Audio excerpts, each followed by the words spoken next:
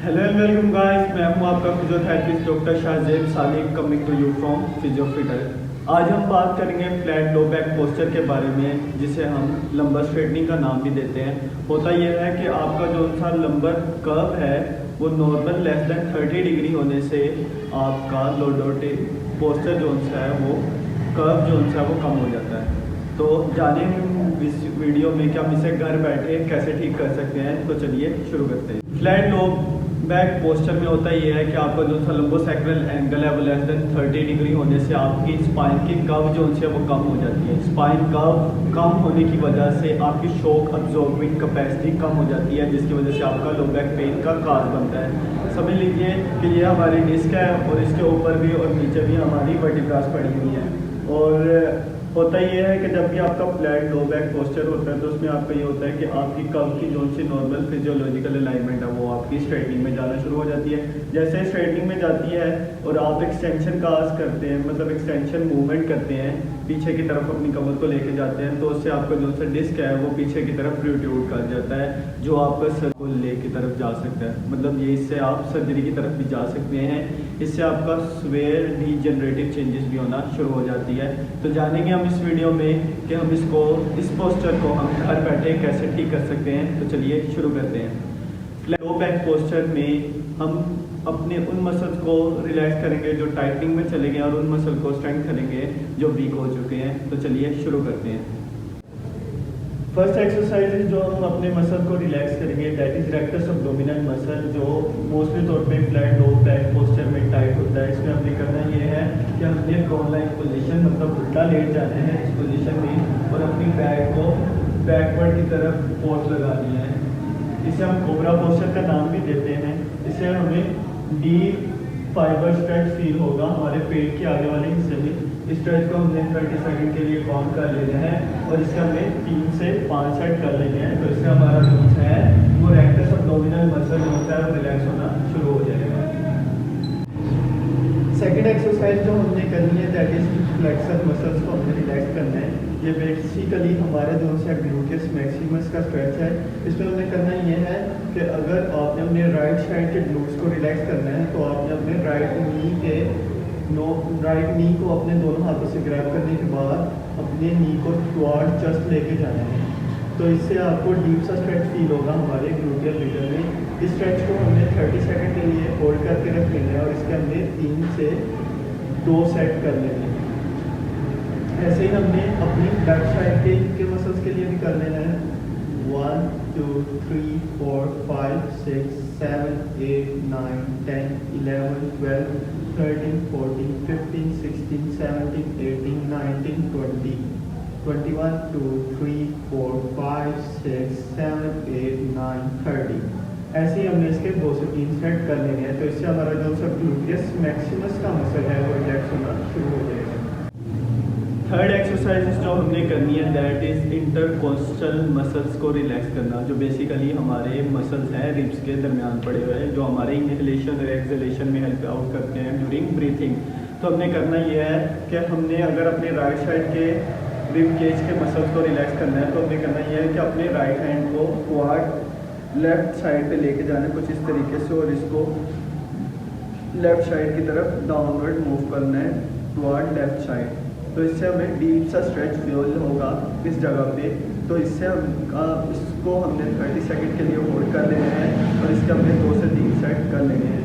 और अगर आप चाहते हैं कि हमारे डीप फाइबर्स और इंटरकोस्टल मसल्स भी रिलैक्स हो जाए तो आपने अपने दोनों हाथों को ग्रैब करना है कुछ इस तरीके से and then little bit rotation and then side bending toward left side. तो इससे आपके जितने फाइबर डीप मसल्स हैं वो रिलैक्स होना शुरू हो जाएंगे। इसी तरीके से आपने राइट साइड के दूसरी साइड के मसल्स को भी रिलैक्स कर लेने हैं। होल्ड इट फॉर 30 सेकेंड और इसके हमने 2 से 3 रैप कर लेंगे। तो इससे आपके जो सा इंटरकोस्टल मसल्स हैं रिलैक्स हो जाएंगे।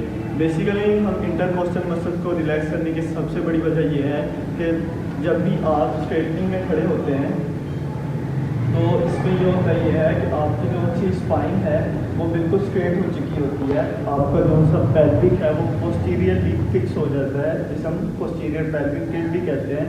लंबर स्ट्रेटनिंग होने की वजह से आपका पोस्चर कुछ इस तरीके से होता है। तो इससे आपकी जो सा रिब केज है वो भी स्टिफनेस की तरफ जाना शुरू कर देता है और इससे आपकी जो सा ब्रीथिंग इम्पेयरमेंट भी स्टार्ट हो जाती है, जिसकी वजह से आपको ब्रीथिंग के इश्यूज भी आना शुरू हो जाते हैं। तो दैट्स वाई हम इंटरकोस्टल मसल्स को रिलैक्स करेंगे ताकि हमारा ओवरऑल बॉडी जोन है वो ठीक होने की तरफ जाए। फोर्थ एक्सरसाइज जोन सी है, हमारे जोन से लंबर के एक्सटेंसिव मसल हैं वो वीकनेस की तरफ चले चुके होते हैं, जा चुके होते हैं, जिसे हम मसल की ओवर स्ट्रेचिंग का नाम भी देते हैं। तो इसमें करना ये है कि जो हमारे वीक मसल हैं लंबर के, हमने इसको स्ट्रेंथनिंग में लाना है। तो इसके लिए आप ये कर सकते हैं कि आप ब्रीथिंग एक्सरसाइज स्टार्ट करें। हमने अपनी जोन सी बैक है इसको टुवार्ड फ्लोर की तरफ लेके जाना है और इस पोजीशन को हमने काउंट करके रखने हैं फॉर 10 सेकेंड। 1 2 3 4 5 6 7 8 9 10। इस ऐसे ही हमने इसके 10 to 15 रेप्स करने हैं। इसके साथ आप ये भी कर सकते हैं कि आप इसी पोजीशन में जो है सुपरमैन पोज भी कर सकते हैं। बट सुपरमैन पोज करने का तरीका ये है कि आपने अपने लेफ्ट बाजू को ऊपर उठाना है एंड राइट लेग को ऐसे उठाना है। तो इस पोजीशन को हमने 10 सेकंड के लिए काउंट करना है। तो इससे हमारा जो है पूरे होल बैक के एक्सटेंशन मसल जो है वो स्ट्रेंथनिंग आना शुरू होते हैं। 1 2 3 4 5 6 7 8 9 10। इस पोजीशन को हमने 10 सेकंड के लिए होल्ड कर लेना है और इसके हमने 10 रेप्स कर लेने हैं। एज इट इज हमने दूसरी साइड के करने, मतलब right hand and left leg. इस पोजीशन को हमने होल्ड करते हुए 10 सेकंड के लिए काउंट करना है। 1 2 3 4 5 6 7 8 9 10। तो इस बेसिकली जो है इस पोजीशन में आपने ये चीज़ को रिमाइंड रखना है कि आपका हैंड और आपकी जो सी लेग है वो बिल्कुल स्ट्रेट रहे आपके बैक के अकॉर्डिंग, ठीक है। ना ये ऐसे बेंड हो ना ये ऐसे बेंड हो, बिल्कुल स्ट्रेट रहे। इस पोजीशन को हमने 10 सेकंड के लिए होल्ड करना है। तो इससे हमारे जो से बैक एक्सटेंशन मसल है वो स्ट्रेंथनिंग में आना शुरू हो जाएंगे।